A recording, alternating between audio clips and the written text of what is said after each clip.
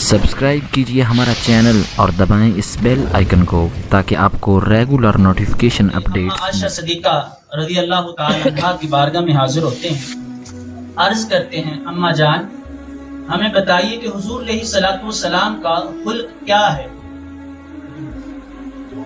अम्मा जान फरमाती हैं, क्या तुम कुरान नहीं पढ़ते?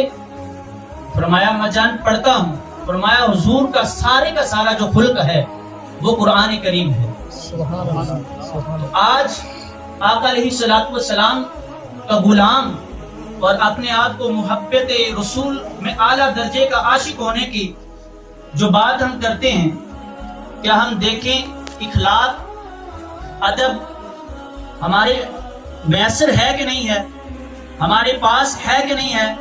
और आका अलैहिस्सलातु वस्सलाम का इखलाक और खुल्क मुबारक ऐसा था, अपने तो अपने गैर भी तारीफे करते, बड़े तो बड़े बच्चे भी आका अलैहिस्सलातु वस्सलाम से मुतासर होते।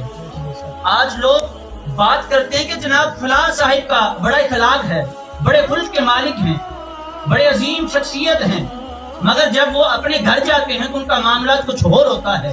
जब वो बाहर अपने कुछ आबाब में होते हैं उनका मामला कुछ और होता है। उसकी मिसाल इस तरह लगा लीजिए कि कोई साहिब है, यानी कि कोई चौधरी साहिब है, उसके पास उसके लेवल के बंदे आते हैं तो वो उनके साथ बड़े इखलाक के साथ पेश आता है। जब उसके पास कोई गरीब आ जाता है, जब उसके पास कोई और बंदा आ जाता है तो उसका इखलाक जो होता है फिर भी देखने वाला होता है कि अब इसका इखलाक कैसा है। तो मेरे आका सल्लल्लाहु अलैहि वसल्लम की बारगाह में अपना आता, गैर आता, छोटा आता या बड़ा आता, आका सल्लल्लाहु अलैहि वसल्लम से मुतासिर हुए बगैर ना रहे।